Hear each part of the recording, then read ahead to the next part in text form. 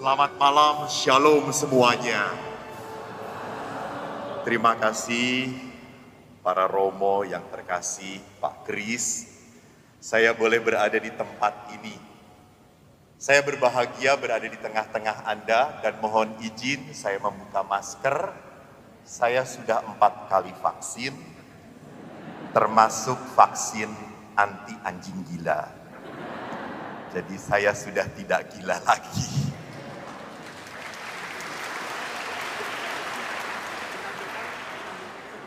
Saudara-saudari yang terkasih, saya diminta untuk, memang kemana-mana itu saya diminta untuk apa? Membantu mencari sumbangan. Saya selalu meratap kepada Tuhan. Tuhan, terima kasih. Kau ciptakan aku dengan wajah pas-pasan. Sehingga setiap orang yang menatap padaku, mereka penuh belas kasih. Kasihan banget Romonya, yuk kita sumbang. Jadi saya harap Anda pulang ke sini dengan hati, pulang ke rumah dengan hati yang penuh sukacita dan meninggalkan dana di tempat ini. Jelas? Oke, kita deal-dealan ya, kita deal-dealan. Dan hari ini kita bersama-sama berbicara tentang apa? Bila malam menjadi gelap, jangan iman hilang lenyap.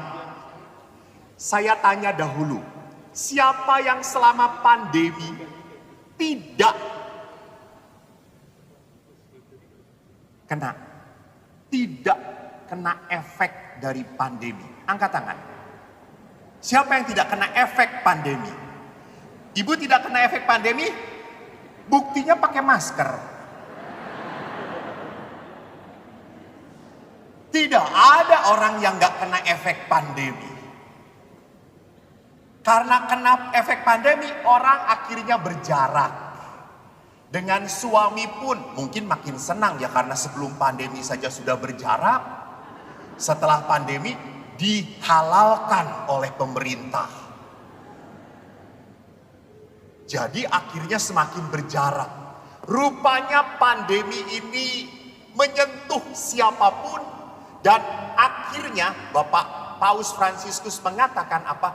Memperlihatkan bahwa manusia itu rapuh.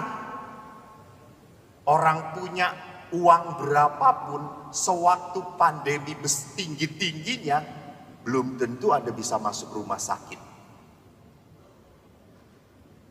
Sesuci apapun tetap saja meninggal dunia. Saya pikir dulu bapak-bapak, para Romo gak akan kena. Ini hanya untuk umat.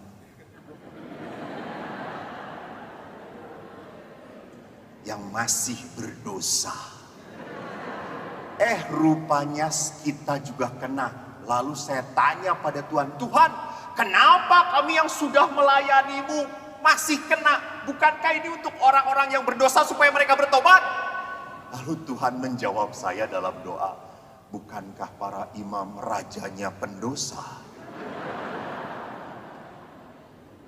Yang harus lebih banyak bertobat itu para imam. Betul Romo? Terima kasih Romo Adi. Dan Romo Beni juga setuju. Karena itu kita masih panjang umur karena masih bertobat. Kan biasanya romo-romo yang yang baik-baik itu meninggal. Dan sisanya yo sing koyo ngene. Menjadi bandeng-bandeng gitu ya kata saya. Nah, Yesus, saya mengajak Anda semua untuk berbicara tentang bila malam jadi gelap. Rupanya Yesus pun mengalami hal yang sama. Jadi kita pernah mengalami pengalaman tengkorak dalam hidup kita. Apa itu pengalaman tengkorak? Pengalaman yang menyakitkan. Pengalaman yang membuat kita sadar bahwa kita itu rapuh. Tiba-tiba kita sakit. Tubuh kita. Dan saya ingatkan Bapak Ibu, makin lama orang itu makin tua, ingat ya, bukan makin cantik. No way, no. Saya kemarin baru seminar di Bogor, berdua dengan salah satu romo yang adik kelas saya. Dia mengatakan, para ibu, tolong ya, walaupun sudah lama menikah, tetap dandan. Tetap dandan. Tapi kalau semakin tua, jangan lama-lama.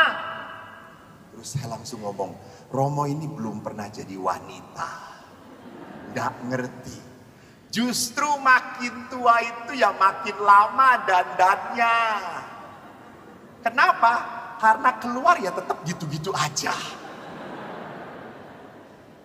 Saya itu pernah kok dijemput oleh bapak mau pergi ke resepsi. Ayo romo bareng, loh ibu mana? Kita pulang lagi nunggu ibu dandan. Hah? Jadi bapak disuruh jemput saya nunggu ibu dandan? Oke, saya balik biar saya ngerasain gimana nasib para pria toh.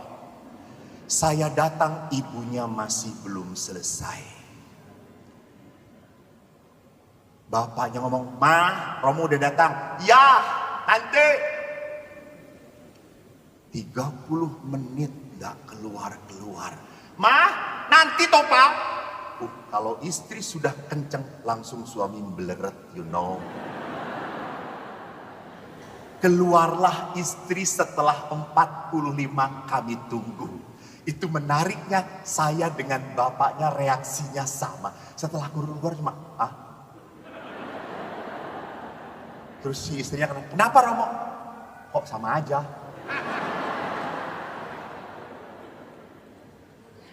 Jadi perhatikan bahwa realitas dalam diri kita pun, kita harus sadar bahwa makin lama kita bukan makin kuat, enggak, makin lemah. Dulu kita lari cepet, anak-anak cet. Sekarang kalau udah tua,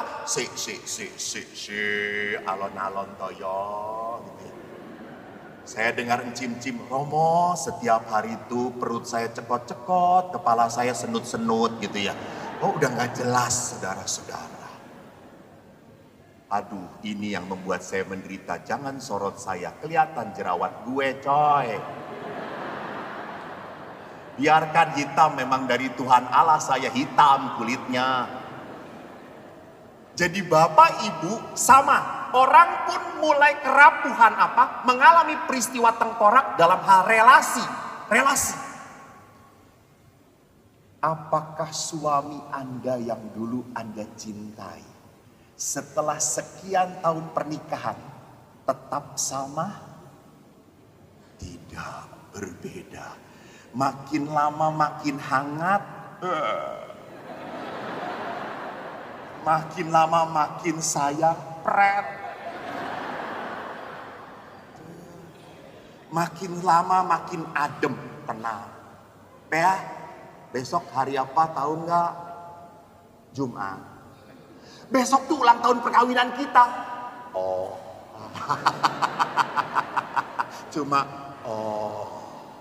Pernah seorang istri menyiapkan ulang tahun pertama loh Bu, Pak, ulang tahun pertama. Lah kok ulang tahun pertama tuh istrinya sudah masak, sibuk-sibuk, suami lupa, malah pergi golep seharian dengan teman-temannya. Dan istrinya langsung, semenjak itu saya nggak pernah mau lagi mikirin ulang tahun. Karena apa? Semakin dipikirin, semakin menderita. Jadi perhatikan, setiap orang mengalami pengalaman tengkorak. Sama para imam pun mengalami pengalaman tengkorak, mengalami. Bagaimana kalau hidup serumah dengan pastor yang tidak menyenangkan? Susah. Anda emang ada? Kagak ada di Semarang, kagak ada, cuma di Bandung. Di Semarang banyak, gitu maksudnya. Ini kompak. Tepuk tangan, lihat kompak sekali. Enggak kompak. Terima kasih atas kejujurannya. Saya pun sama, tidak kompak. Artinya kan laki-laki semua. Anda tahu kalau laki-laki beda dengan wanita. Wanita itu kalau kumpul, apa mungkin 5 wanita kumpul hening? Kecuali wanita itu semuanya adalah kuntilanak, pasti hening gitu. Tapi wanita 5 kumpul, suaranya seperti 50. Ribut, semua heboh kalau wanita. Saya lihat tadi bapak-bapak pada saat itu sedang kumpul sambil merokok. Ya. Pak, Bu. Jam piro? Jarene mulai jam 6 ya. Ini jam piro? Deloken dhewe. Udah selesai. That's when you know. Nah sekarang juga sama, romo-romo itu kalau makan apakah gayeng kita ngobrol?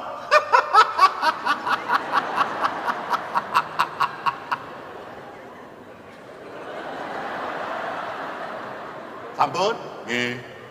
Penutup, ya wis.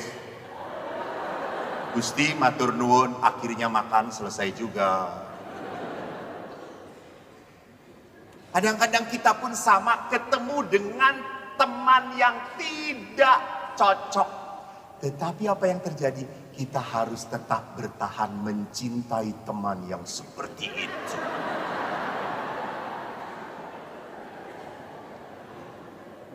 Hati-hati loh, romo-romo ini pinter loh, wong sekolahnya filsafat teologi.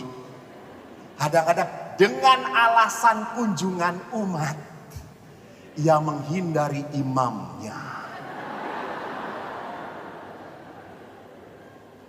Jadi jangan berpikir, wah romo ini rajin romo, dia kunjungan terus. Lah kunjungannya kok pas makan pagi, makan siang, makan malam, aneh tuh ya.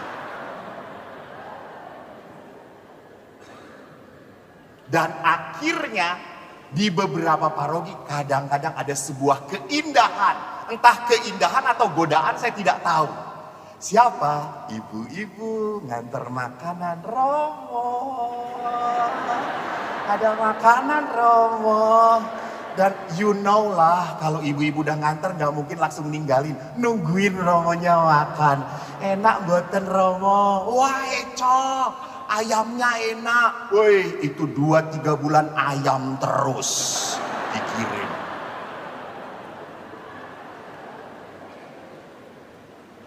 Jadi perhatikan memang setiap orang mengalami pengalaman tengkorak namanya. Mari kita cek lagi di dalam Injil Lukas. Yesus pergilah ke suatu keluar kota. Dan sebagaimana biasa ia menuju Bukit Zaitun, murid-muridnya juga mengikuti dia. Setelah tiba di tempat itu, Yesus berkata kepada mereka, berdoalah supaya kamu jangan jatuh ke dalam pencobaan. Kemudian Yesus menjauhkan diri dari mereka kira-kira sepelempar batu jaraknya. Lalu ia berlutut dan berdoa. Ya Bapakku, jikalau engkau mau, ambillah cawan ini daripadaku. Tetapi bukanlah kehendakku, melainkan kehendak-Mulah yang terjadi. Maka seorang malaikat dari langit menampakkan diri kepadanya untuk memberi kekuatan kepada Yesus. Ia sangat ketakutan dan makin bersungguh-sungguh berdoa. Peluhnya menjadi seperti titik-titik darah yang bertetesan ke tanah. Lalu Yesus bangkit dari doanya dan kembali kepada murid-muridnya. Tetapi Yesus mendapati mereka sedang tidur karena duka cita. Maka kata Yesus kepada mereka, mengapa kamu tidur? Bangunlah dan berdoalah supaya kamu jangan jatuh ke dalam pencobaan. Lihat Bapak Ibu, di dalam perikop ini kita bisa melihat tertulis di sana. Dikatakan berdoalah supaya kamu jangan jatuh ke dalam pencobaan. Sampai 2 kali berdoalah. Maka next saya perlihatkan beberapa poin yang kita bisa renungkan adalah apa? Yesus meminta para murid untuk bertahan dalam doa supaya tidak jatuh dalam pencobaan. Jadi doa itu adalah kekuatan. Tanpa doa manusia akan ambruk, jatuh. Kenapa Yesus mengatakan supaya murid-muridnya berdoa? Karena mereka akan mengalami peristiwa yang di luar bayangan mereka. Jadi kalau kita kontekskan dengan hidup kita, ingat Yesus pun mengingatkan kita bahwa pilihan hidup seperti apapun Anda akan mengalami suatu saat peristiwa di luar kehendak Anda. Misalnya tiba-tiba orang yang Anda cintai meninggal. Tidak ada tanda-tanda. Saya di dalam hidup saya paling dekat dengan ibu saya. Walaupun saya sudah menyerahkan diri kepada Tuhan, tetapi waktu saya harus menerima ibu meninggal, yo nangis aku. Apalagi saya harus memimpin ekaristi ibu meninggal, nggak tahan. Karena beliau adalah wanita yang sangat menyayangi aku. Saya nggak bisa terima. Memang pada saat umat datang mengunjungi, ikut berduka, saya bisa berkata, terima kasih dengan senyum yang seperti ini. Tapi saya harus berpikir, harus jujur, saya menangis. Maka malam setelah umat pulang, jam 2 malam, saya menangis di depan peti ibu. Saya menangis. Walaupun saya sudah menyiapkan, tetapi bukan seperti ini yang harus saya terima. Apalagi meninggalnya adalah apa? Orang-orang yang disayang. Saya itu kan paling sering apa? Menikahkan orang, nguburin orang, dan sakramen perminyakan. Dan di Bandung, di Jakarta saya paling terkenal adalah pastor yang pencabut nyawa. Jadi saya tuh selalu berhasil kalau sakramen perminyakan. 2 hari kemudian meninggal, 3 hari kemudian meninggal. Mau dites? Boleh juga sih.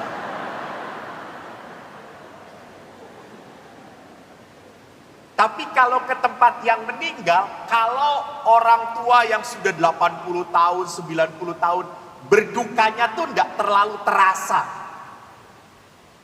Masih cengangas-cengenges gitu ya.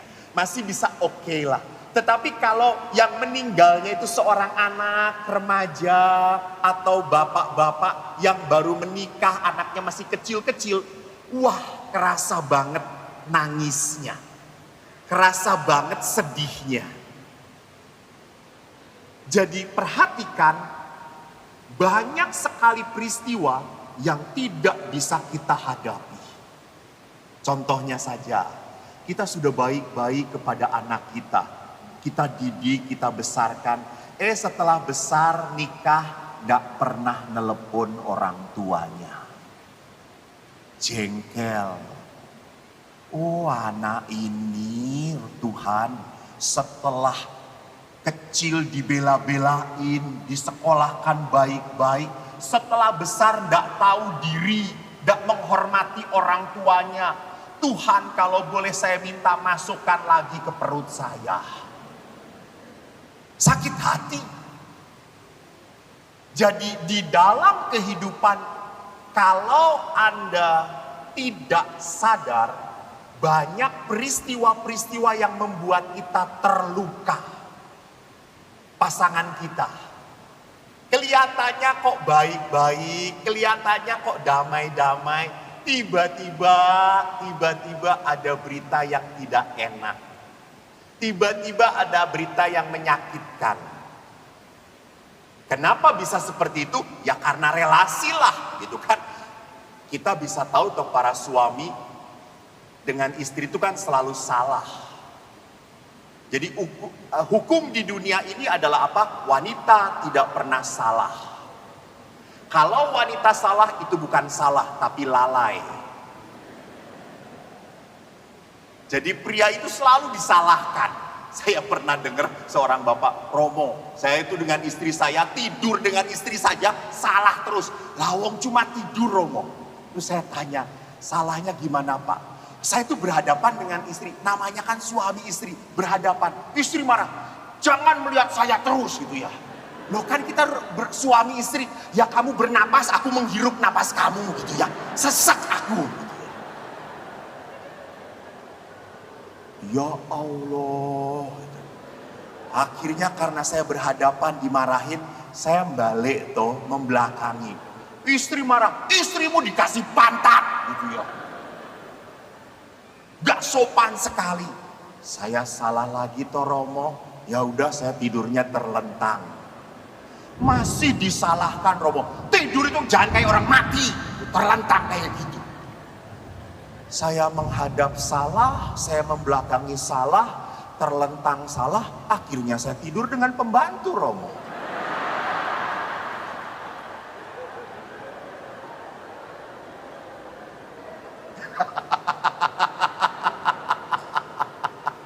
Romo Beni memberikan ini, nengkurep, ya sesak Romo.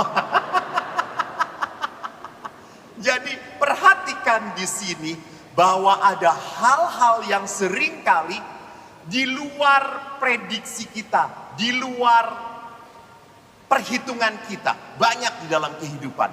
Sehingga kalau kita tidak berdoa, banyak peristiwa itu yang membuat kita apa? Putus asa, kehilangan iman, kehilangan harapan. Next. Kedua, untuk mereka dibutuhkan kekuatan ekstra. Jadi kekuatan ekstra itu hanya lewat doa. Coba Bapak Ibu ingat, kapan Bapak Ibu berdoa kusyuk kalau bukan saat menderita? Betul atau tidak? Betul. Saya pernah punya pengalaman doa kusyuk waktu saya frater. Saya itu kan dengan Uskup Bandung satu angkatan. Cuma kita beda level. Dia berkenan di mata Vatikan, saya berkenan di mata Tuhan. Kalau tidak setuju silahkan keluar. Uskup ini kan kecil, tapi pintar sekali. Dan saya tinggi besar, saya memang bodoh. Dibandingkan beliau bodoh. Beliau itu kalau belajar di sekolah, saya itu SD satu sekolah, SMP pisah, SMA kuliah bareng terus. Sehingga tahu banget cara belajarnya beliau. Beliau itu cuma lihat langsung pinter, langsung ngerti. Saya tuh lihat nggak ngerti-ngerti. Mungkin itu kehebatan Tuhan Allah. Orang kecil otaknya besar, orang besar otaknya kosong. Nah, saya itu partnernya beliau kalau ngasih retret. Jadi kalau ngasih retret, kami berdua waktu frater. Nah, suatu saat kami itu ke Lembang, tapi tinggal 30 menit. Saya kalau ke Lembang supir motor, dia di belakang. Itu pinternya dia, kamu yang setir. Jadi dia berlindung di badan saya gitu. Tetapi dia co-driver, dia ngeliatin kayak gini. Terus, kosong, ngebut, gitu, dia gitu. Kiri kosong, saya ngikutin dia. Itu bodohnya saya kan. Langsung saya kencang, tiba-tiba ada perjalanan yang simpang kayak gini. Ke kanan itu merah, lurus hijau. Kita memang mau lurus. Lalu Anton ini, dulunya Anton, sekarang Monsinyur.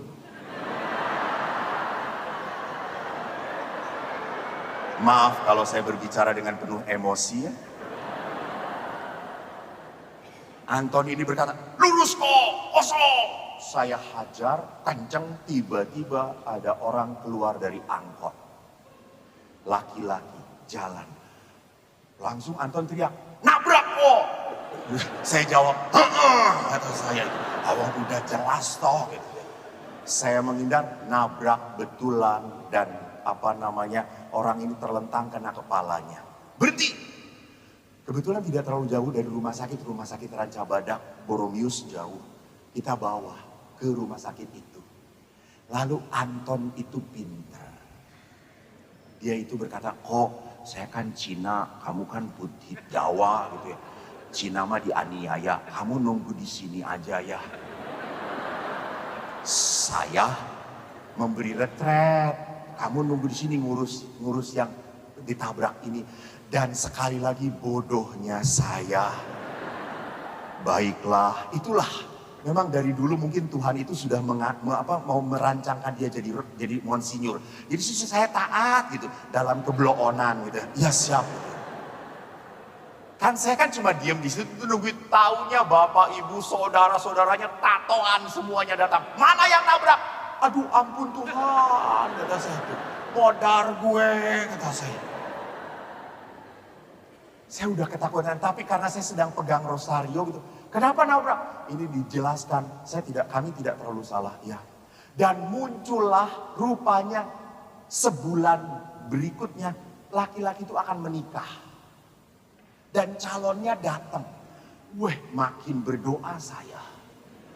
Tuhan selamatkan.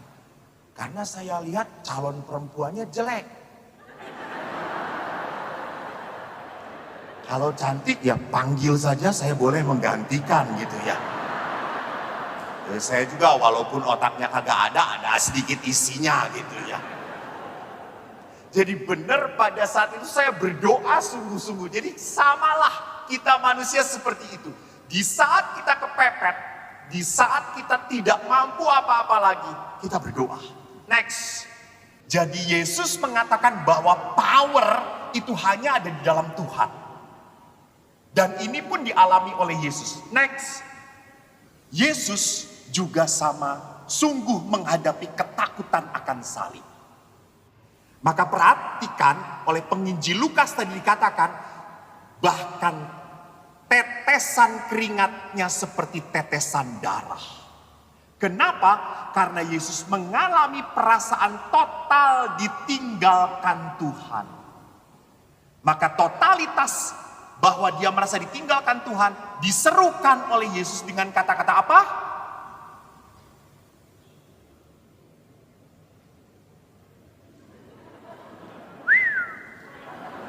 Jangan pura-pura nggak melihat. Kalau nggak bisa jawab, amplopnya 5 juta nanti ya. Oke, siap tante. Saya doakan dalam nama Yesus. Dalam nama Yesus. Amin. Oke, udah amin. 5 juta saudara-saudara. Oh, geledek. Bukti Tuhan mendengarkan. 10 juta kalau begitu.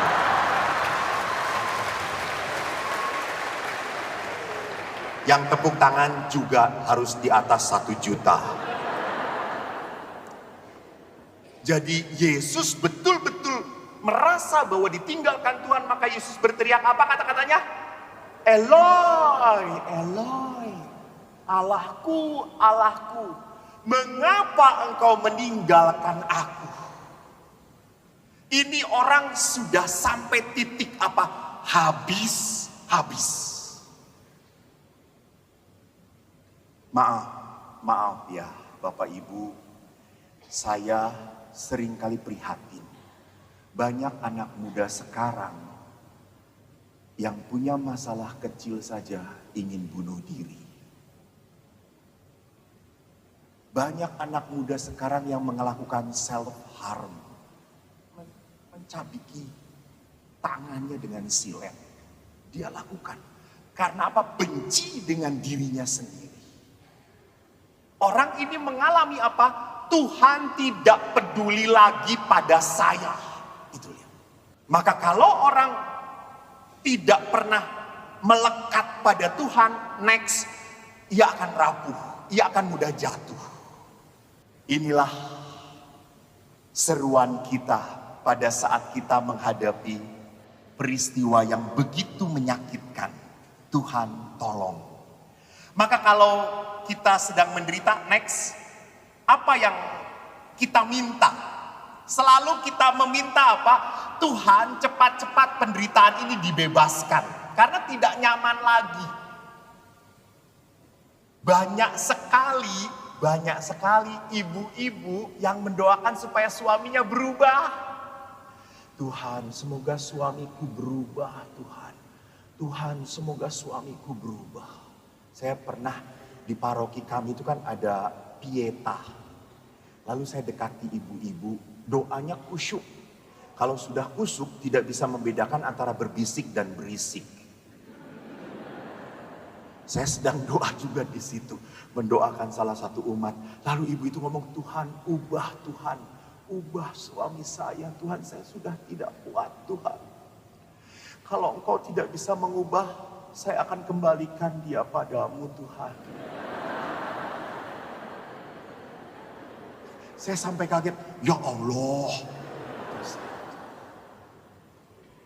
Jadi manusia pada saat menderita selalu ingin cepat-cepat penderitaannya itu berlalu. Betul atau tidak? Betul? Normal atau tidak? Normal.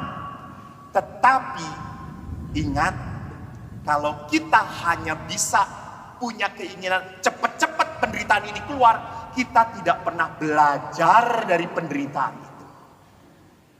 Kita tidak pernah bisa menangkap maksud Tuhan dari penderitaan itu. Karena kita tidak mengolah. Yang penting selesai, saya lepas dari penderitaan ini, beres. Itu. Seolah-olah saya akan bahagia kembali kalau apa? Kalau beres yang membuat penderitaan ini hilang dari hidup saya. Cuma itu. Padahal doa gereja adalah apa? Buatlah aku kuat. Bukan menjadi buatlah semua halangan ini tidak ada dalam hidup saya. Bukan. Dan tidak mungkin. Kita harus belajar menjadi kuat. Tuhan, kuatkan saya. Biar saya menghadapi yang berat ini menjadi sebagai seorang beriman. Bertopangkan perisai iman, harapan dan cinta. Bukan menjadi orang yang mudah putus asa, ngambek, sedikit-sedikit cengeng, nangis pada Tuhan. Maaf. Saya tidak bermaksud merendahkan. Maaf sekali lagi kalau Anda nggak terima, tinggalkan tempat ini. Ada seorang ibu yang sedih pada saya, Romo, saya 5 tahun kanker, Tuhan. Saya jengkel dengan Tuhan. Saya sudah berdoa Romo, supaya saya disembuhkan. 5 tahun ini saya bergumul, pergi ke semua Gua Maria. Bahkan Gua Maria belum dibangun pun saya pergi di sana gitu ya. Saking minta, semua imam yang saya kunjungin, tolong doakan. Tapi Tuhan tidak mendengarkan doa saya. Tuhan itu mau menghukum saya, Romo. Titik. 5 tahun, Romo. Lalu saya tanya, ibu sekarang usianya berapa? 55 tahun, Romo. Oh, ibu menderita sudah berapa? 5 tahun, Romo. Lalu 50 tahun Tuhan apain kepada ibu? Ya memberkati saya, Romo. Nah, 50 tahun lu diberkati, 5 tahun lu mendapatkan sakit, langsung marah-marah pada Tuhan. Berapa persennya, Romo? 10%-nya. Kamu marah kepada Tuhan, jengkel kepada Tuhan. No cincai lu, no. Cenglitong dalam kehidupan gitu ya. Jadi kita suka melupakan hidup yang penuh berkat hanya karena penderitaan. Aneh toh. Aneh. Kalau Allah sudah memberkati begitu panjang, maka jangan lupakan berkat Tuhan itu. Ini yang terjadi dengan umat Israel. 40 tahun di padang gurun diselamatkan oleh Tuhan. Pada saat bertemu dengan tanah terjanji begitu beratnya, mereka langsung mengatakan kepada Musa, pulang yuk. Bangsa Kanaan dahsyat, keren, keturunan enak, raksasa, dan kita ini seperti belalang. Paling nanti kita diinjak-injak. Yuk kita balik ke Mesir, kita jadi budak saja. Wow. Marahlah Yosua dan Kaleb bin Nun. Anda pasti nggak tahu ya, nggak baca. Kelihatan dari wajahnya. Sopo kuyo, neng di kuyo. Kelihatan umat Karang Panas kurang baca kitab suci. Maaf Romo. Mereka lihat melupakan karya Tuhan pada saat menghadapi kesulitan yang begitu besar pada saat itu. Nah sekarang next. Memang seringkali saya pun sama, pada saat saya berdoa untuk seseorang, seringkali saya ngomong, kalau ada orang yang terlalu berat penderitaannya, saya berdoa, Tuhan, jangan sampai kehilangan iman, harapan, cinta dia. Banyak orang datang kepada saya, Romo, saya kanker, saya sakit, tolong didoakan. Saya hanya berkata, Tuhan, kalau penyakit ini memang harus dia tanggung, tolong. Jangan sampai dia kehilangan iman, harapan, kuatkan dia. Saya kan pernah cerita waktu saya di rumah retret, saya sempat kagum dengan seorang anak, Bapak Ibu. Anak itu kan kalau di rumah retret, saya 25 tahun di Pratista.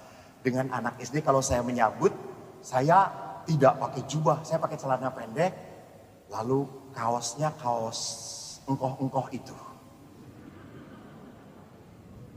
Lalu anak-anak selalu mengatakan, Pak, halo Pak, gitu ya. Lalu anak-anak, Pak, Bapak pegawai sini ya, tolong ya bawakan tasnya. Oh baik-baik, saya bawakan tasnya. Woi teman-teman, ini pegawai sini, bawain Bapak ini gitu. Terus saya tanya, kamar berapa kamu? Kamar 15 Pak. Oh saya kasih kamar 15. Namanya anak Jakarta, langsung ngasih tips ke saya. Pak ini 5.000 ya tipsnya ya. Wow kata saya, maaf pegawai Pratista tidak boleh terima tips kata saya. Wih baik sekali ya Pak, nanti kalau kita mau minta tolong saya panggil Bapak lagi. Boleh kata saya. Lalu saya naik. Tiba-tiba saya melihat seorang anak yang jalannya itu polio. Tapi wajahnya aduh menyenangkan, penuh sukacita. Itu lihat. Ini Bapak apa Romo? Hebat dia langsung kayak gitu. Terus saya ngomong, saya Romo. Oh, Romo. Terima kasih Romo. Selamat datang ya. Kamu bawa tas, saya bawain tasnya. Enggak Romo, saya masih bisa sendiri Romo. Saya masih bisa sendiri. Wah hebat sekali ini anak. Dia taruh ke kamarnya, lalu acara. Pada saat acara, namanya anak-anak itu kan sering lari. Dia tuh namanya kena polio, jalan aja pelan-pelan. Dia lari, jatuh. Dan saya kagum, di saat jatuh, teman-temannya tuh langsung ngangkat. Saya kaget, wow hebat banget. Sampai dia berkata, terima kasih teman, lari lagi, gubrak lagi dia jatuh. Tapi teman-temannya ngangkut. Lalu saya tanya, kamu kenapa membantu dia waktu dia jatuh? Kamu kasihan ya? Tidak Romo, dia anak baik Romo, baik banget. Oh ya? Ya. Lalu proses retret berlangsung pada hari ketiga, misa. Misa itu dia duduk di depan.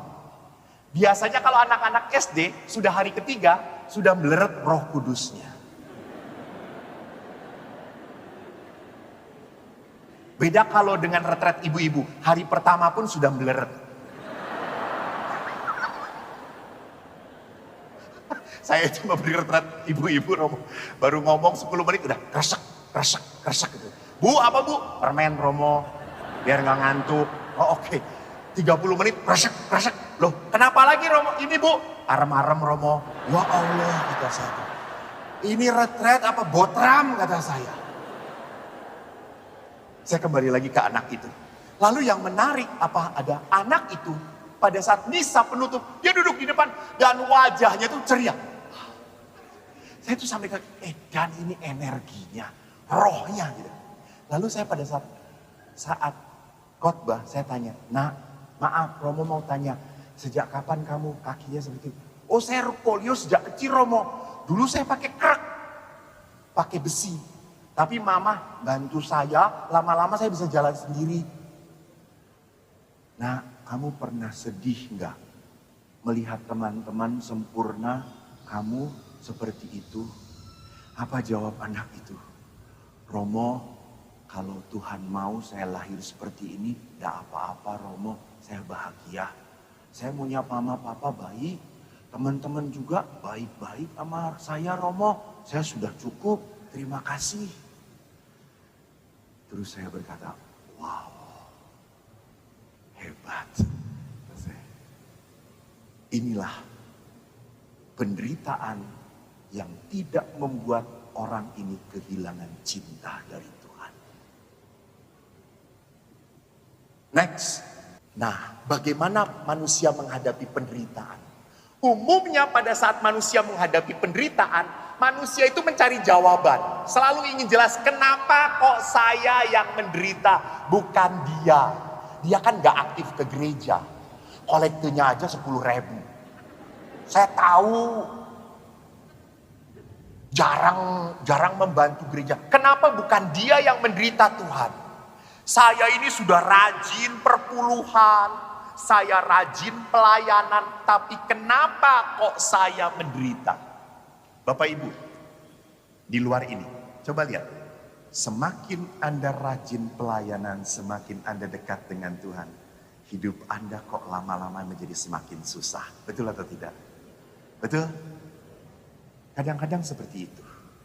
Kadang-kadang menjadi seperti itu. Kenapa? Karena si iblis tidak suka kita menjadi baik. Dia akan cobai kita. Tapi kalau Anda merasa saya biasa-biasa aja, berarti Anda kurang pelayanan. Halo. Sesama iblis tidak boleh saling mengganggu. Iblis sudah berkata, nggak perlu diganggu, udah sama dengan kita, kata dia itu. Jadi perhatikan di sini, next. Jadi kita selalu mencari jawaban. Dan yang kedua apa? Kalau kita menderita, paling mudah mencari kesalahannya pada siapa? Orang lain. Ini muncul sejak di dalam kitab Perjanjian Lama. Di mana? 3 juta.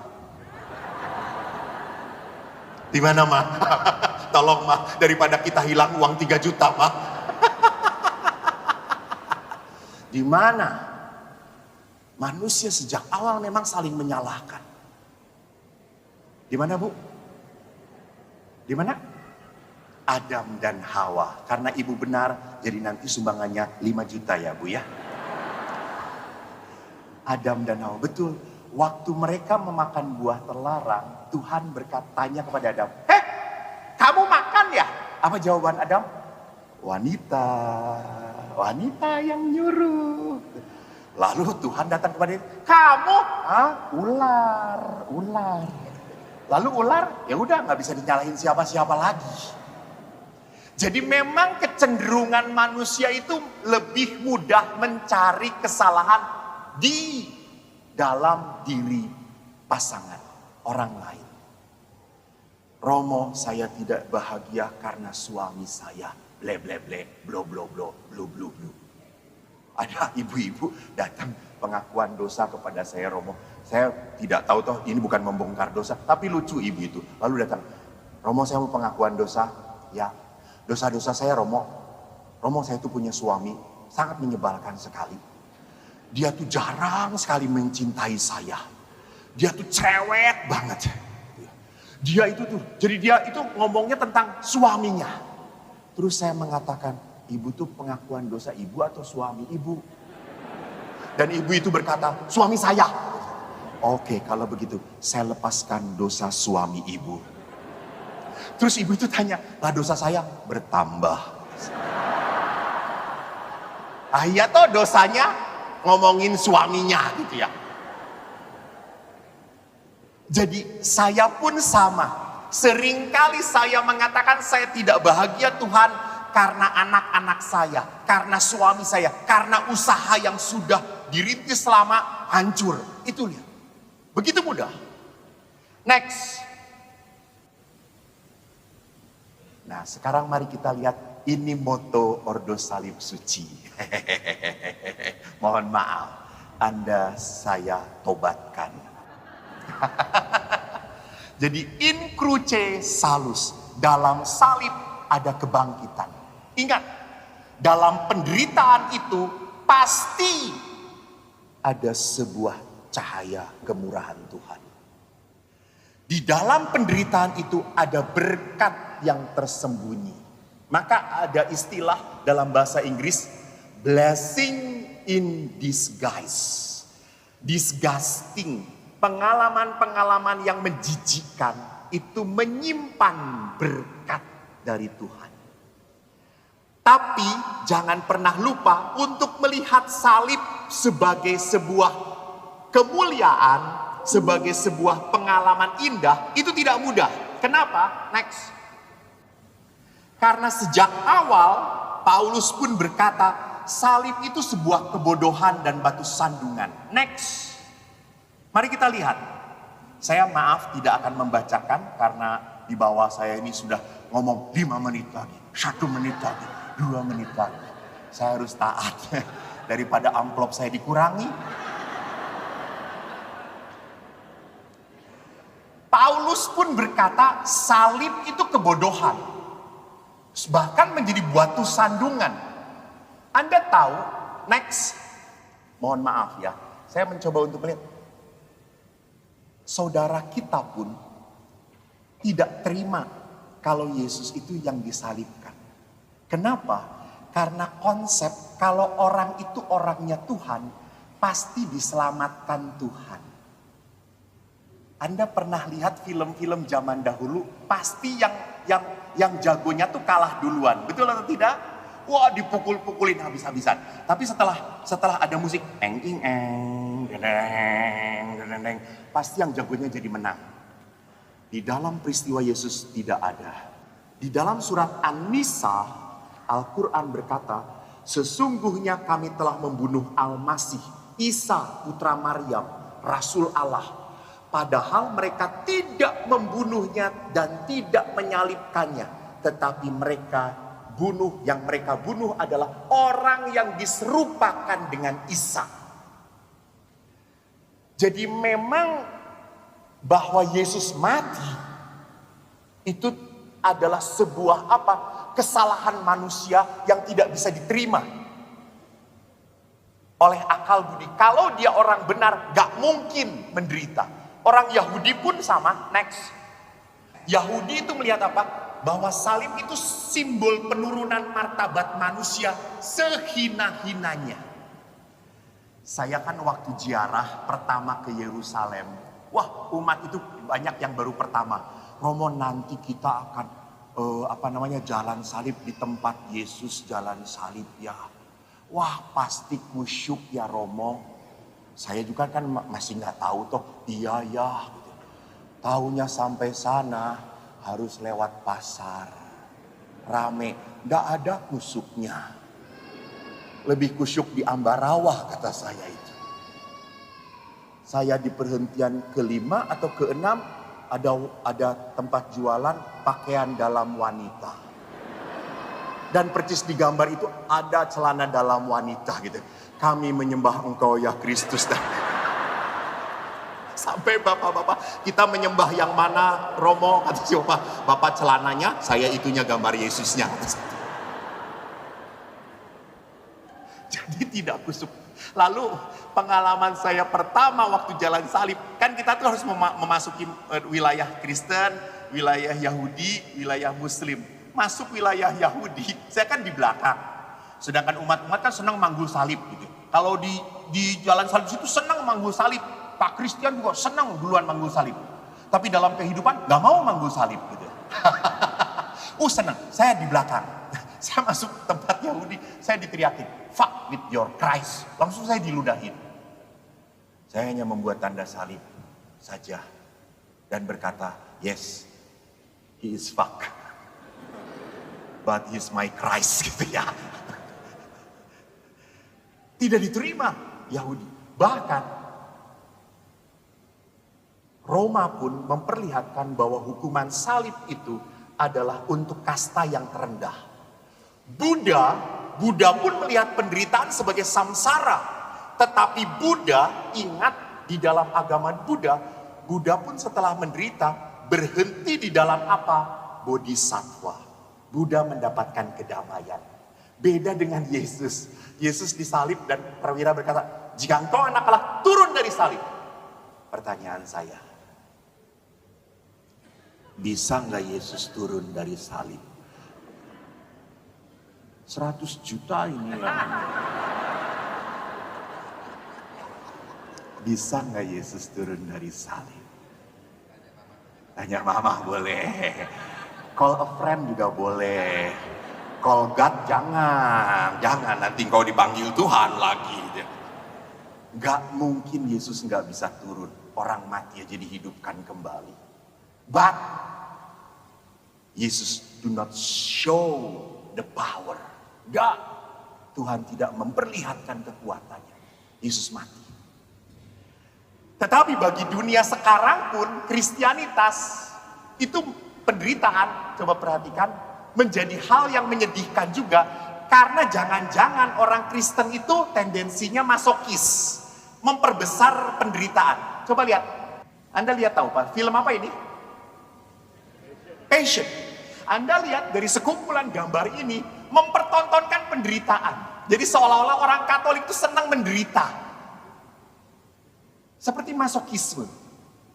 Maka perhatikan, next, saya minta 3 menit lagi ya. Oke, thank you Putri. Bagaimana melihat keindahan salib? Keindahan salib hanya bisa kita lihat kalau kita kaitkan dengan Tuhan. Jadi salib tidak akan pernah menjadi indah kalau tidak dikaitkan dengan Allah. Dan salib itu hanya menjadi indah kalau dilihat secara paradoksal. Artinya paradoksal apa? Melihat dengan cara Tuhan melihat. Jangan hanya melihat dengan cara kita melihat. Kita harus melihat bahwa Tuhan itu punya sejarah keselamatan untuk kita. Nah, keselamatan itu bisa terjadi juga di dalam dunia ini lewat penderitaan. Next. Lanjutannya dari tadi, Kristus itu kekuatan Tuhan, paradoks. Apa yang bodoh bagi dunia dipilih untuk memalukan orang berhikmat. Karena itu, barang siapa bermegah, ia bermegah dalam Tuhan. Next. Maka keindahan salib hanya bisa dilihat oleh mata rohani dan iman spiritual. Memang sekarang orang-orang senang memakai salib, ditato pakai salib, gambar Yesus, divaksin mengkeret, sakit demam, ditato sebadan-badan kuat, aneh tenan gitu ya. Tapi lihat bahwa salib sendiri itu hanya bisa kita lihat di dalam kacamata rohani. Melibatkan Tuhan. Kalau kita hanya melihat dalam kacamata manusia, penderitaan, sekali lagi salib hanya dilihat sebagai pain, sakit, mengecewakan, membuat kita jengkel, ingin cepat-cepat lepas dari salib. Next. Maka lihat, keindahan Tuhan bukanlah keindahan manusia. Jadi Allah itu indah. Santo Agustinus berkata begini, non idea pulcra sunt quia delectan, sed ideo delectan quia pulcra sunt. Sesuatu indah bukan karena memberi kesenangan, tetapi sesuatu itu memberi kesenangan karena indah. Bingung kelihatan Anda wajah-wajahnya. Lihat, Allah itu baik. Allah itu Allah bukan karena Allah itu baik. Allah itu baik karena Allah itu Allah. Dan kalau kita mendekati keindahan, Agustinus berkata, manusia akan menjadi semakin indah dikala ia mendekati keindahan. Slide terakhir. Nah, sekarang apa itu keindahan di dalam In Cruce Salus? Keindahan di dalam In Cruce Salus, kita bisa lihat di sini realitas kurban yang berharga. Bahwa Yesus Allah jelas sekali memberikan yang paling berharga. Di dalam Injil Yohanes dikatakan, begitu besar kasih Allah kepada manusia, sehingga ia memberikan anaknya yang tunggal. Betul. Begitu besar kasih Allah, maka ia memberikan anaknya yang tunggal. Jadi kalau di dalam salib kita bisa lihat Allah saja memberikan yang terbaik, yang paling berharga, maka tolong Bapak Ibu, jangan memberikan sisa waktu ke gereja. Doa saja sisa waktu. Romo susah ya doa itu gitu. Ya karena doanya ya nanti ajalah, malam lah. Malam tiba-tiba aduh udah capek. Romo boleh gak doanya sambil rosario? Rosarionya sambil tiduran gitu ya. Baru aku percaya pagi-pagi, aku percaya terus gitu ya. Itu 1 tahun 1 rosario gak selesai-selesai. Aku percaya aja terus. Sama ada orang juga yang mengatakan, Romo nanti kalau sudah punya waktu, saya baru akan melayani Tuhan. Kapan Anda punya waktunya? Nggak akan. Kita selalu punya dalih, sibuk. Ngurus istri, ngurus anjing kawin, anjing melahirkan, kucing resepsi, semua diurusin. Sama mau memberikan persembahan pun jangan memberikan, ya sudahlah, kan ada bapak-bapak doa novena, Tuhan mohon tanah yang saya beli di sana, beli 1 juta, laku gotiau, kolekte tetap ceceng. Please, berikan yang terbaik pada Tuhan. Dan Anda harus sadar, Allah itu memberi. Dan Anda punya itu, sekali lagi, karena pemberian Tuhan. Bukan karena jasa Anda. Kalau tadi kita berkata tentang salib, itu realitas yang harus kita lihat. Tuhan itu memberikan yang terbaik pada kita. Maka kita bisa melihat bahwa realitas salib itu adalah realitas keindahan. Kita belajar keindahan dari Tuhan karena Allah sendiri memberikan yang terbaik dalam hidup kita. Saya awalnya sewaktu saya kecil, saya kecewa dengan keluarga saya. Tuhan, kenapa kok keluarga saya miskin, sederhana. Anak bapak itu 4, senang makan semuanya. Kami itu tidak punya pembantu. Kalau kami pulang sekolah, kami tidak langsung makan, nunggu ibu masak. Dan kalau masak itu kan harus ke warung dulu. Yang disuruh ke warung, ya warung. Kalau tanggal 20, saya tanya Bu, pundi artonipun? Ngutang sekli. Jadi kalau ke warung saya ngutang terus. Sehingga saya sadar bahwa bapak ibu saya bukan keluarga yang berkelimpahan. Namun setelah saya tumbuh menjadi seorang imam, saya sangat bersyukur.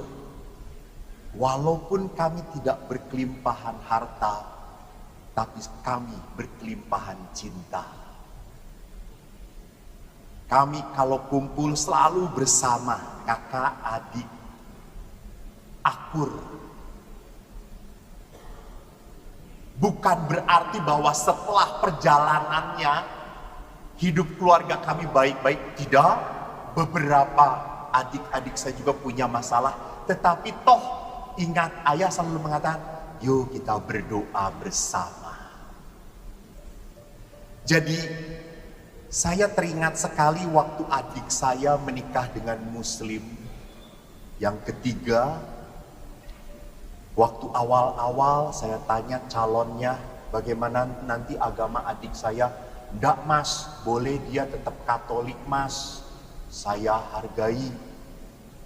Tapi rupanya setelah pernikahan, laki-laki berkata, imam, laki-laki, kamu harus ikut iman dari imam. Adik saya diminta pindah.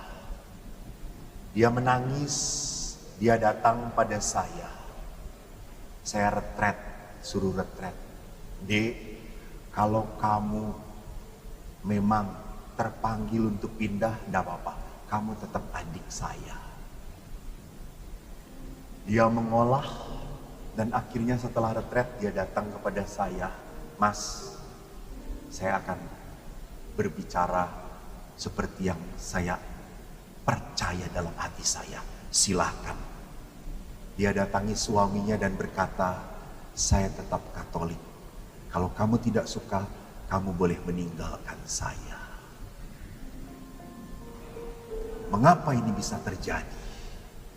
Bagi dia iman menjadi kekuatan dan harta berharga. Jadi saya pun selalu merasa bangga menjadi Katolik. Memang di dalam gereja Katolik banyak sekali kekurangannya. Betul, betul. Banyak pastor-pastor yang kampret seperti saya. Betul. Betul, setuju? Kurang ajar kamu. Tapi pertanyaannya bahwa kalau carilah gereja manapun, agama manapun yang tidak ada cacatnya, ora ono. Nggak ada. Justru kelemahan itu memurnikan kita. Memurnikan kita. Sama Paus Fransiskus mengingatkan, ingat, tidak ada laki-laki suami yang sempurna. Tidak ada istri yang sempurna. Maka kalau Anda menikah dengan yang tidak sempurna, siap-siap kecewa. Tetapi jangan lupa, justru disitulah letak kemurnian cinta. Berapa tahun menikah dengan tante? 49 tahun. Wow, tepuk tangan. 49 tahun. Tahun depan pesta emas ya. Tuhan memberkati. Om selalu bahagia dengan tante. Pelan-pelan aja. Selalu bahagia dengan tante. Sik toh ya. Oh tantenya yang ngomong. Ya bahagia toh ya. Bahagia nggak om? Bahagia. Kelihatan kaki om diinjek sama tante. You know the power of emak-emak. Apa yang paling membahagiakan hidup dengan tante? Tante jangan bicara. 100 juta nanti. Apa yang paling membahagiakan hidup dengan tante? Rukun. Oh jadi nggak pernah berkelahi 49 tahun? Oh jarang. 2 minggu sekali. Jadi menarik sekali bahwa lihat memang pasti ada kekecewaan tetapi tetap bertahan. Ingat, Ibu Teresa pernah berkata, Allah tidak meminta kita berprestasi. Allah cuma minta kita apa? Setia. Bagus. Setia. Setia. Dan itu paling sulit untuk setia. Kalau setia dengan suami yang menyenangkan, oh my goodness. Tapi setia dengan si borokokok, ya ampun gitu ya. Apalagi kan kalau orang, maaf om, kalau sudah tua tuh apa sih yang paling bisa saling menikmati? Gimana cara saling menikmatinya? Ibu, sekaranglah saya tanya pada ibu, karena dari tadi ibu ingin ngomong terus. Bagaimana cara ibu? Ngobrol? Jarang. Jujur. Selalu duduk bersama pun sudah cukup ya Bu ya. Betul. Makin lama makin jarang berbicara, betul. Karena kalau berbicara ujung-ujungnya berkelahi. Iya tuh kalau diajak ngomong, udah, apa? Bahkan ada bapak-bapak, om ada bapak-bapak, dia suatu saat kena penyakit tuli. Dan saya datang suruh mendoakan oleh istrinya, Romo tolong doakan supaya dia sembuh dari penyakit tulinya. Bapak itu saya doakan, Bapak itu ngomong, Romo jangan didoakan supaya saya sembuh Romo. Saya senang jadi tuli. Kenapa Pak? Saya jadi nggak denger istri saya ngomong apa. Dia itu ngomong terus Romo, saya capek dengernya. Ini juga tuli karena dia Romo gitu ya. Jadi perhatikan, walaupun banyak keluhan dengan istri, dengan suami, tetapi hebatnya tahan. Itu hebat. Maka prinsip saya toh sama kepada suami istri. Hau je pu hau je, je. Pena ra pena, yo jalan ke. Jalani. Suatu saat Anda akan menemukan keindahan itu. Kenapa? Karena Tuhan memberikan yang terbaik untuk Anda. Betul. Saya itu menikahkan orang sering banget. Apalagi Romo ya. Kelihatan kita beda dunia ya. Sudah berkali-kali kita menikahkan. Betul. Dan seringkali Romo juga lihat toh. Perempuannya laki-lakinya ganteng, perempuannya pas-pasan ya Romo ya. Betul. Tetapi toh ada sayang. Kenapa? Karena Tuhan. Maka Yesus berkata apa yang dipersatukan Allah jangan diceraikan manusia. Baca di kitab perjanjian lama tidak ada kata-kata itu. Yesus yang mempatrikannya. Yesus memperlihatkan ini karya Tuhan. Maka tolong Bapak Ibu kalau sedang punya masalah dengan keluarga, jangan memutuskan dulu. Ngobrol dulu Mbak Gusti. Lah kan waktu janji Anda kan janjinya dengan Tuhan. Ingat, di dalam gereja itu yang janji bertiga. Suami, istri, Gusti. Maka kalau ada masalah, jangan Anda memutuskan dulu. Ngobrol dulu dengan Tuhan. Saya pun sama, saya diingatkan waktu retret, saya dikatakan, Romo, kalau punya masalah jangan memutuskan cepat-cepat ingin keluar, berdoa dulu. Saya pernah jatuh cinta juga. Normal kok gue. Setuju Pak, betul. Bapak jempolnya yang paling kencang. Betul. Saya jatuh cinta dan akhirnya yang menariknya adalah dia pun cinta pada saya. Itu yang jarang terjadi. Yang banyak terjadi, Romonya mencintai umat, umatnya tidak cinta pada Romo itu. Ini dia mau, kalau saya keluar pun mau. Lalu saya berkata, Tuhan, apa yang harus kupilih? Dia atau engkau? Saya berdoa, Tuhan tidak jawab apa-apa coy.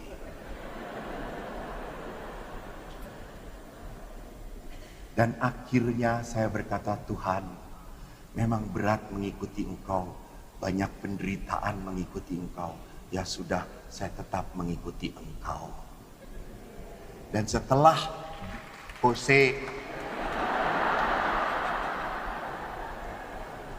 Dan setelah sekian puluh tahun kita tidak ketemu dengan yang mencintai saya dan saya mencintai dia.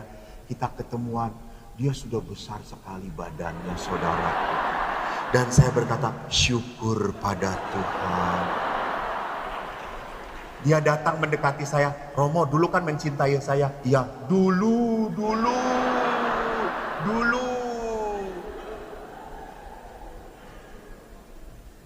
Jadi saya sangat menyadari kalau Tuhan memanggil saya untuk menjadi imam, itu adalah jalan yang terbaik untuk saya.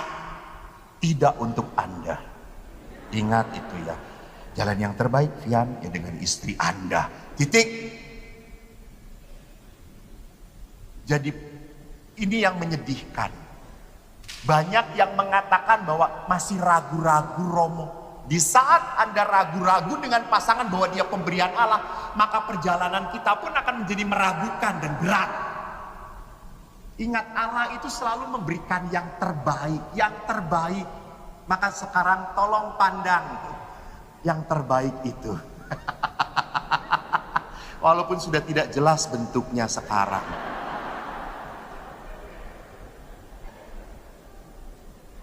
Yang kedua, realitas salib adalah apa? Kalau kita bisa melihat keindahan, next.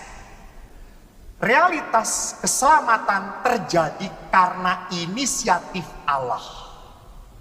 Jadi kita harus sadar bahwa Allah lah yang mau menyelamatkan manusia, bukan karena manusia layak diselamatkan, tetapi karena manusia berharga bagi Tuhan. Maka saudara-saudaraku, walaupun pasangan Anda tidak sesuai dengan harapan Anda, tapi ingat, Tuhan saja tidak pernah kecewa menciptakan dia. Maka terimalah. Kalau suami Anda ngorok, terimalah. Itu berkat Tuhan. Anda tidur diiringi suara-suara keindahan. Betul, suatu saat Anda akan kehilangan. Pernah bapak-bapak begitu banyak ngoroknya, ibunya protes. Kowe iki muni terus. Kowe nunggu aku turuse, kowe nembe turu. Lalu suaminya itu nungguin aja istri. Udah tidur belum, Mam? Udah tidur belum? Belum. Aduh, saya mau tidur gitu. Jadi lihat di sini, kita harus sadar bahwa Allah itu mau menjadikan kita anaknya kembali karena setiap manusia berharga di mata Tuhan. Dan yang ketiga adalah, lihat next, realitas cinta, belas kasih Tuhan itu kenapa? Karena Tuhan itu sadar hanya cinta yang bisa mengubah manusia. Titik. Bukan pembalasan. Yang bisa mengubah manusia hanya cinta. Saya mendampingi seorang ibu yang dikhianati oleh suaminya. Suaminya pergi dengan wanita lain dan ibu ini membesarkan 3 anak sendirian.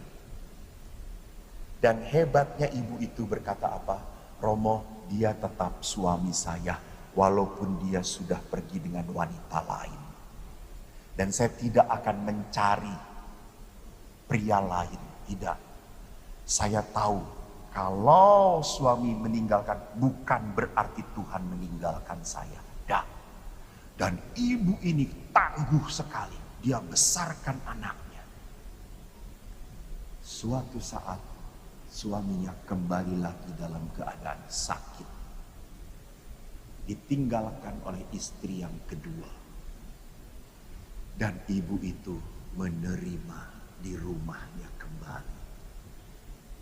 Merawat suaminya. Semua tetangganya ngomong kepada ibu, kamu perempuan bodoh.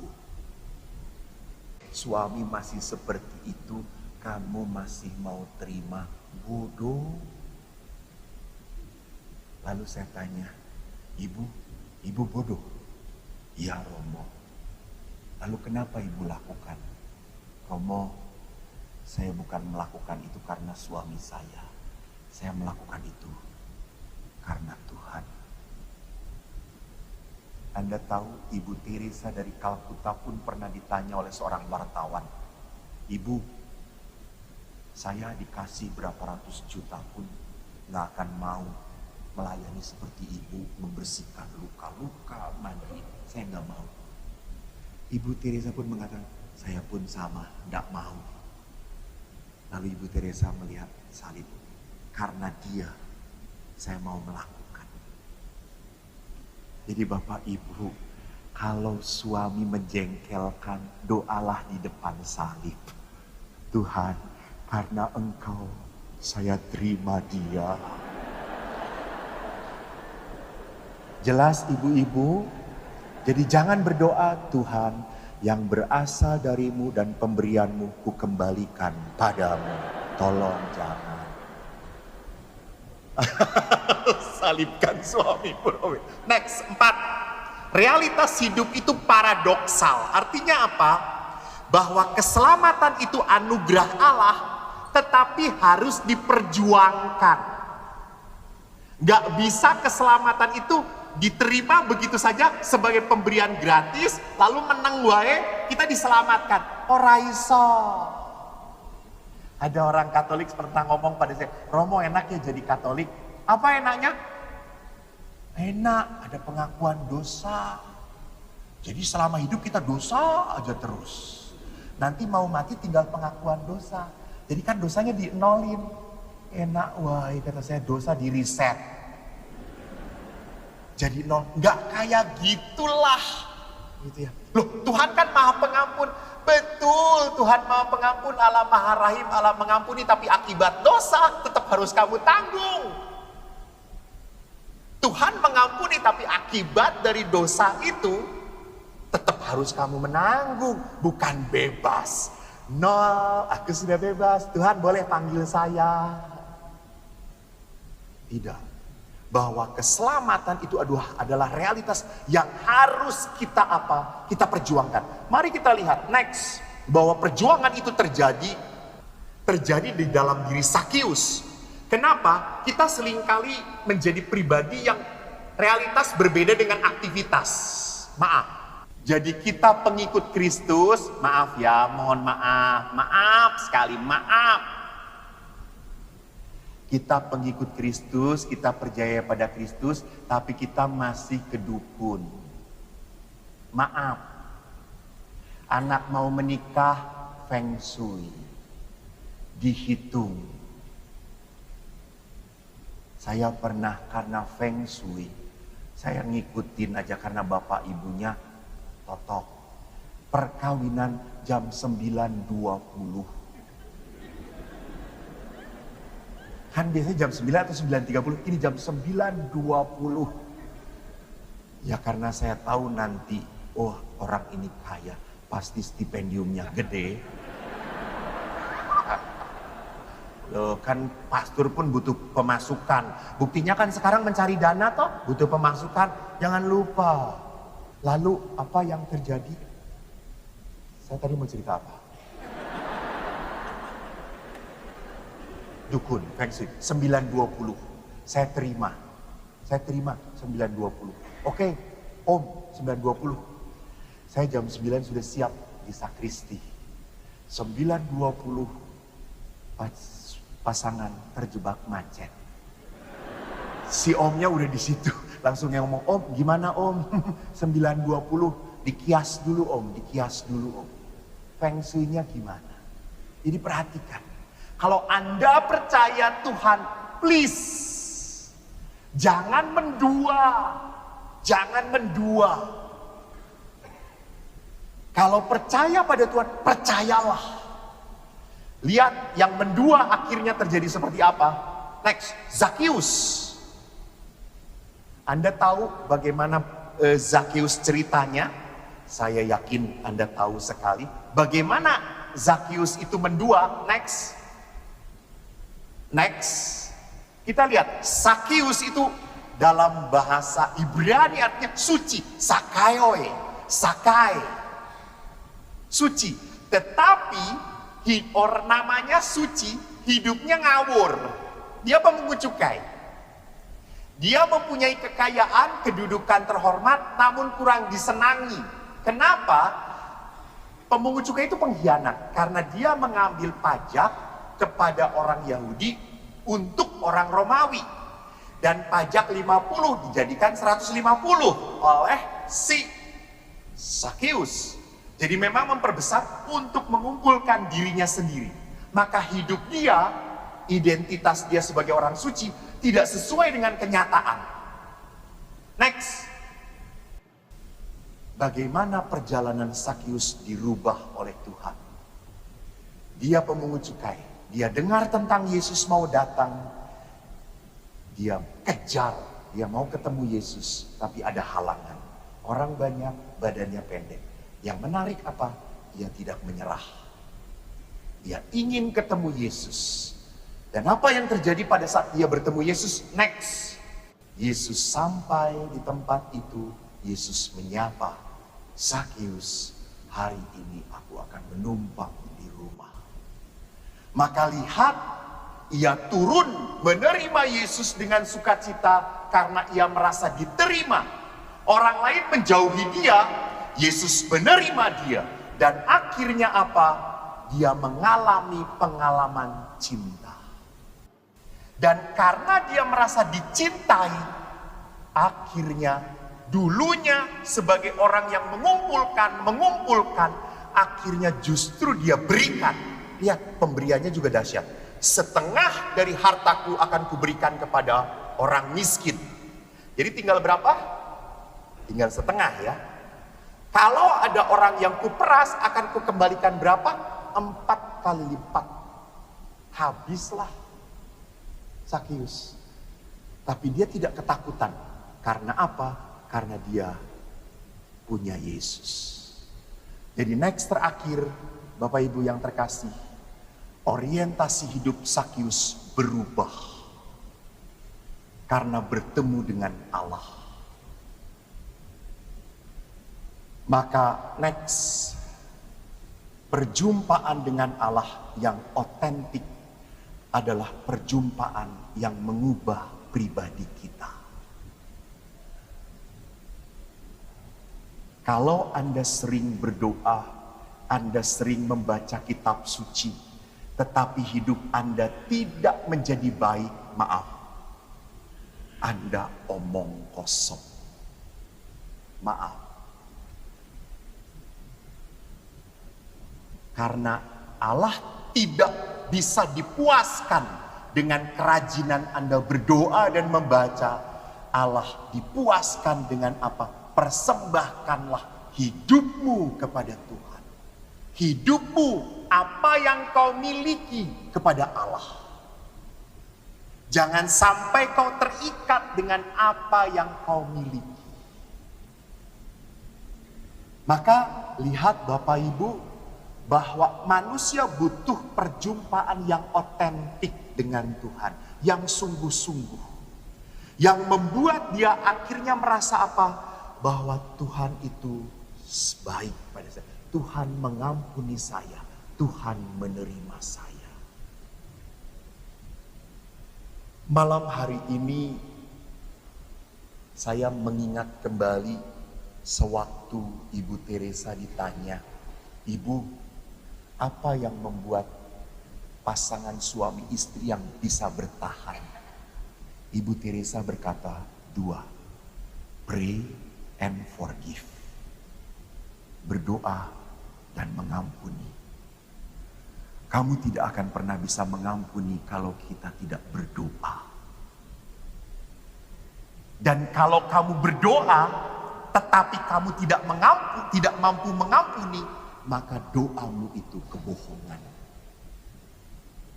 Karena di dalam doa Bapa kami dikatakan, ampunilah kesalahan kami seperti kami pun mengampuni. Jadi Allah itu menuntut hidup kita. Bukan hanya cukup selesai dibaptis. No. Allah menuntut pemberian diri kita. Pertanyaan terakhir. Ibu, saya tanya, kalau Allah itu kan berbelas kasih atau tidak? Berbelas. Allah Maha Rahim, percaya? Allah berbelas kasih, Allah Maha Rahim, percaya ya Bu? Oke. Dalam hidup, Ibu tidak pernah berbelas kasih. Tidak pernah Maha Rahim. Malam ini pun tidak kasih sumbangan. Misalnya ya Bu, misalnya. Apakah kelak kalau dipanggil Tuhan, Allah berbelas kasih pada kita atau tidak? Betul. Jangan pikir kalau Allah itu berbelas kasih, Allah Maha Rahim. Saya tidak pernah berbelas kasih dan Maha Rahim. Dan kelak dipanggil oleh Tuhan, Allah akan berbelas kasih. Tidak akan. Kita akan diadili seperti kita memperlakukan sesama kita. Maka Bapak Ibu, syukur kepada Allah, permenungan kali ini akan kita tutup dengan adorasi. Bapak Paus mengajak kita untuk menghormati Yesus yang ada dalam sakramen Maha Kudus. Seperti tadi, saya katakan salib itu indah, penderitaan itu indah. Karena apa? Karena Tuhan memberikan yang terbaik. Siapa? Putranya. Malam ini Yesus ingin hadir di dalam hati Anda. Maka pada saat adorasi, mari kita coba untuk melepaskan beban hidup kita. Allah itu menghendaki kita damai, sukacita. Allah berkata, marilah kepadaku, kalian semua yang letih lesu berbeban berat. Aku akan memberikan kelegaan kepadamu. Maka mari, belajarlah untuk menatap sakramen Maha Kudus dengan iman dan cinta. Pandanglah Yesus dengan penuh kasih, maka kasih Yesus akan melimpah pada Anda. Mari kita hening sejenak. Kita akan mempersiapkan hati kita. Biarkanlah penghormatan pada sakramen Maha Kudus sungguh menjadi perjumpaan seperti Sakius dengan Yesus. Hari ini aku akan menumpang di rumah. Malam ini Tuhan akan menumpang di hati kita. Tuhan ingin mengangkat penderitaan kita.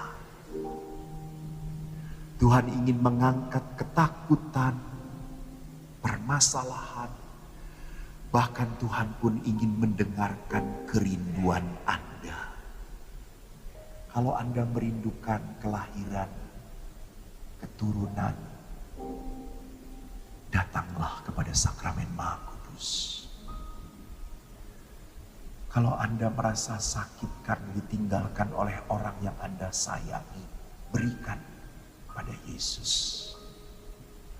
Saya nanti akan berjalan di antara Anda membawa sakramen Maha Kudus. Datanglah kepada Yesus seperti janda yang miskin. Jika ku jamah jumbahi jubahnya, aku akan sembuh. Mari kita persiapkan hati kita.